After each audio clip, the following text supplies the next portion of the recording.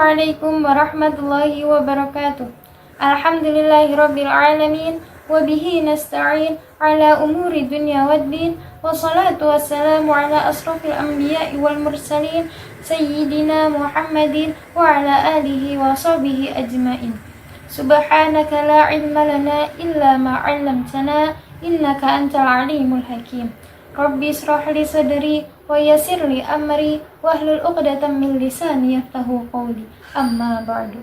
Yang saya hormati kepada ikhwan wal akhwat yang sudah mengikuti kajian pada hari ini. Di sini saya akan membawakan tema yang berjudul Meraih Maghfirah pada ke-10 hari kedua bulan Ramadan.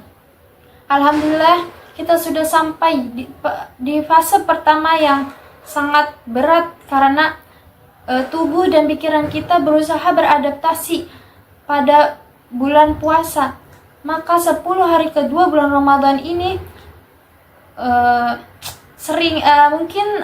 mungkin terasa lebih ringan karena tubuh kita sudah mulai terbiasa melakukan aktivitas di saat berpuasa, di mana seseorang itu dituntut untuk tidak minum, makan sejak awal terbit matahari hingga terbenamnya matahari. Keutamaan ke-10 hari kedua bulan Ramadan ini disebutkan dalam hadis bahwa Rasulullah Shallallahu Alaihi Wasallam bersabda, awal bulan Ramadan adalah rahmah, pertengahan bulan Ramadan adalah maghfirah, dan akhir bulan Ramadan adalah itqun minan nar, yang artinya pembebasan dari api neraka.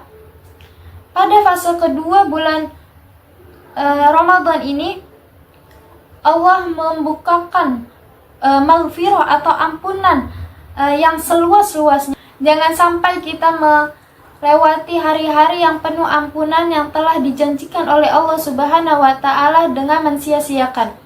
Pada waktu-waktu ini yang paling tepat untuk kita memperbanyak doa serta meminta ampunan kepada Allah agar dosa-dosa yang telah kita lakukan di masa lalu diampuni dan dibebaskan dari hukuman.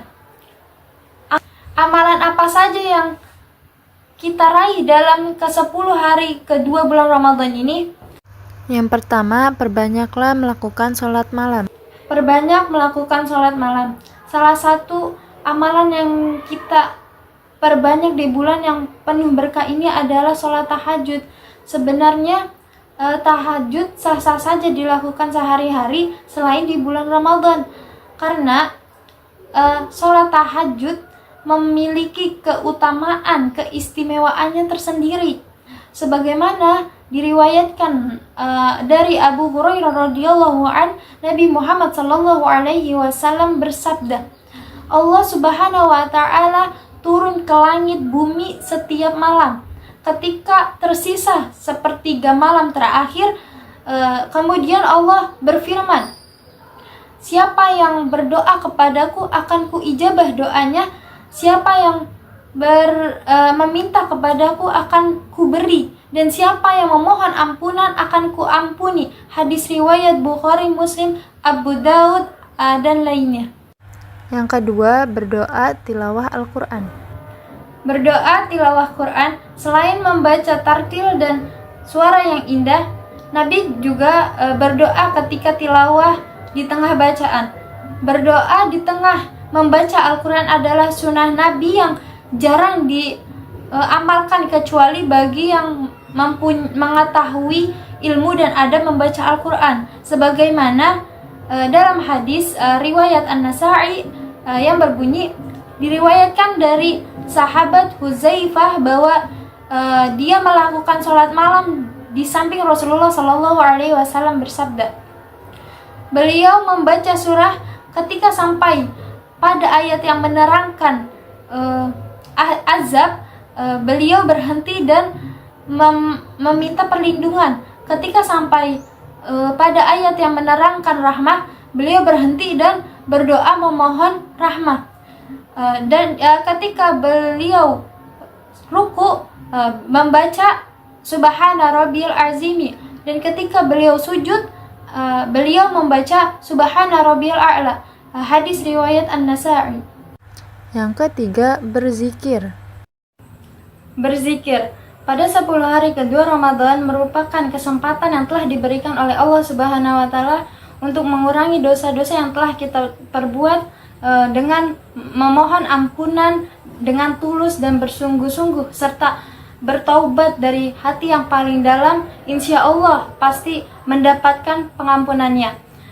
Keutamaan 10 hari kedua Ramadan dari Abu Hurairah radhiyallahu an, ia berkata, Rasulullah Shallallahu Alaihi Wasallam bersabda, awal bulan Ramadan adalah rahmah, pertengahannya adalah maghfirah, dan akhirnya adalah itqun minan nar, yang artinya pembebasan dari api neraka. Nah, untuk itu marilah kita memperbanyak amal dan meningkatkan diri di bulan yang berkah ini. Semoga Allah memberikan rahmat dan karunia-Nya kepada kita semua. Amin amin ya rabbal alamin.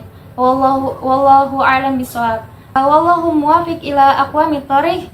Summa salam. Wassalamualaikum warahmatullahi wabarakatuh.